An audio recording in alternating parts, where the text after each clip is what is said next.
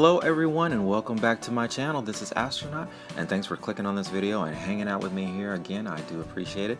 If this is your first time here, please make sure you smash that subscribe button, click the like button and say hello through the comments. And as always, I always like to say special hello and thank you to my return visitors. Thank you so much for your support and I hope you continue to come back and check out my content, and make sure you smash that subscribe button if you haven't already. I would appreciate it. Thank you. Alright guys, you are just in time to catch my Super Mario Odyssey rant, and I'm really excited because I've been kind of wanting to do a video like this for a while. It's been in the back of my head, but I just hadn't taken the time to do it, but I'm doing it right now. And basically I want to give my own personal opinion about Super Mario Odyssey. This is basically a rant video just to give you notice before I even get started. But I am a gamer from way back. Like, I had the original NES, I had the original Super Mario Brothers, and so I have been a gamer who has seen all the different evolutions of Mario, and I've been with Mario for a very long time. And you know, I've stepped away at times, but I've always come back. I've always kept my eye on the gaming community just to kind of see what was going on. And to be honest, I really, I don't want to say I'm disappointed with Super Mario Odyssey, because the more I see it, and you know, I've seen a lot of the gameplay. I followed a few of the conferences where the developers were demonstrating what Mario could do in Odyssey and giving a little background information and everything. So the more exposed I am to that, the more I really am getting into it more. It's kind of sinking in a little better. But my first opinion, and this is something I want to vocalize just to get some feedback from people, is the fact that honestly, to me, I think Super Mario Odyssey is a lot like Super Mario 3D World. And I heard a lot of the developers say that Super Mario Odyssey was based on a lot of the 3D titles in the Super Mario franchise. So, and that is very obvious because when you play Super Mario Odyssey, you clearly can see that, of course, Mario's running around in 3D World, and it is very similar to Mario 3D World. The only difference is that Odyssey has been structured in a way that Mario can just kind of take his time and go on adventures and deviate from the main storyline and just explore and figure out what Cappy can do, and figure out all the different abilities that Mario can kind of adopt himself into through, you know, channeling each animal as he's throwing Cappy onto them, and he's able to explore and use the abilities of the different creatures and the different enemies and things like that. So, you know, Super Mario Odyssey is set up purposely for adventure and for observation and for exploration, things like that. And I think that's kind of the driving momentum with the game that Nintendo is really trying to push with it. But for me, I guess for this installment, I was kind of hoping that Nintendo would kind of deviate from their formula a little bit, come out with something a little different, something that I was kind of expecting. And first off, let me say that I know that there is a formula that Nintendo follows. They always want to keep Mario family friendly. They always want to keep him kind of geared toward younger gamers and whatnot.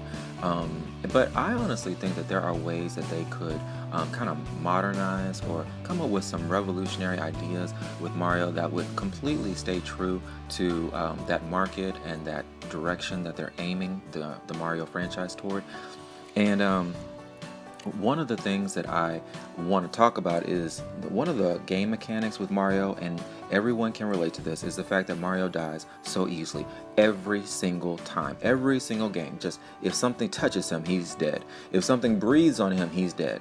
And I'm actually surprised Nintendo has never come out with a Mario zombie game because of all the times that Mario has died and come back to life, to be honest with you.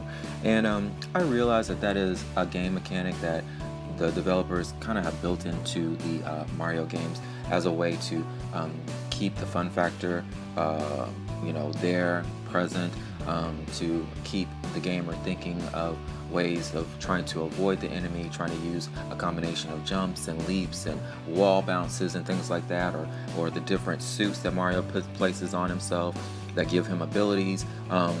This game mechanic allows the gamer to become really creative in trying to avoid contact with these creatures and jumping on top of their heads and things like that. I understand that's a game mechanic that Mario has always had ever since the first game.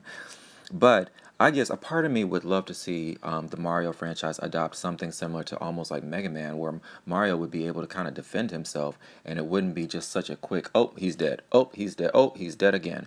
You know, I mean, give Mario the opportunity to, you know, kind of survive. And I do realize that, every time he puts on a suit, or if he eats a mushroom and he grows larger, that does allow him to survive so that he doesn't die so quickly. But sometimes those mushrooms aren't always, easily accessible. Sometimes those costumes aren't easily accessible. So Mario most of the time really just has to rely on jumping and bouncing most of the time. And so that's one element to the Mario formula that I would love to see Nintendo kind of modernize or play around with, just to see if they can come up with some way that Mario could engage with enemies and adversaries in a way to where he could kind of defend himself with some sort of weapon, maybe, or this or that. I realize maybe to do that it wouldn't be Mario anymore. It would kind of break up the whole formula that they have working. Maybe that's a little too much to ask, but it's just on my mind as a gamer. The next thing is Princess Peach. Can anyone tell me how many times Princess Peach has been kidnapped? The franchise is, I think, 32 years old now. Princess Peach has been kidnapped about 5,000 times. I mean, this is incredibly redundant, and I know Princess Peach does not get kidnapped for every single Mario game, but for most of the major titles, usually Bowser steps in, Peach jumps out the window into his arms, and they run off. And to be honest with you, just between you and me, honestly, I think Peach enjoys getting kidnapped, but that's between you and me. So let's just not talk about that. I won't mention that with Nintendo. But yes, honestly, I think that's a little redundant. And in my opinion, I would love to see Nintendo, kind of not necessarily completely leave that dynamic, because it does work well for kids to see someone saving the princess. Yay, that's a lot of fun. But it would be also nice to see them introduce more members of her family, like maybe introduce us to the king, to the queen, to maybe her brother, her sister, or whoever. And to be honest, I mean, it doesn't even make sense to have a princess who's leading a mushroom kingdom. When have you ever seen a princess leading a kingdom before? Let's not talk about Zelda. So yeah, I just feel like Princess Peach getting kidnapped over and over is a little redundant. I think she might, be doing it on purpose, to be honest with you. And also, I wish that they would develop her family a little better, so that perhaps that would make for another plot within another Mario game. Instead of her getting kidnapped, it might be someone else in her family getting kidnapped, and she's working with Mario to save her family. That would kind of appease me a little bit. And then finally, there is the Mushroom Kingdom, which my only issue with the Mushroom Kingdom is the fact that, have y'all noticed the Mushroom Kingdom tends to change for every single Mario installment? Like, there is no actual physical Mushroom Kingdom. Like, every single game has a different interpretation of the Mushroom Kingdom. Like, even in the very first game, actually, there really wasn't a quote-unquote Mushroom Kingdom. There were just mushrooms that Mario would just jump on top of as he was going from one level to the next level. And throughout all the Mario titles, the Mushroom Kingdom has always been something different, or has translated to something different. And to me, I just really would like to see Nintendo take the time to actually orchestrate the creation of the Mushroom Kingdom that actually, has substance to it, an actual physical land, place that is identifiable with every single title. That would add so much consistency and to the titles, because I don't know, maybe the reason Nintendo doesn't want to do that is because they feel like that might limit them in their creativity to come up with concepts for Mario and the different places and locations that they can put him in and whatnot.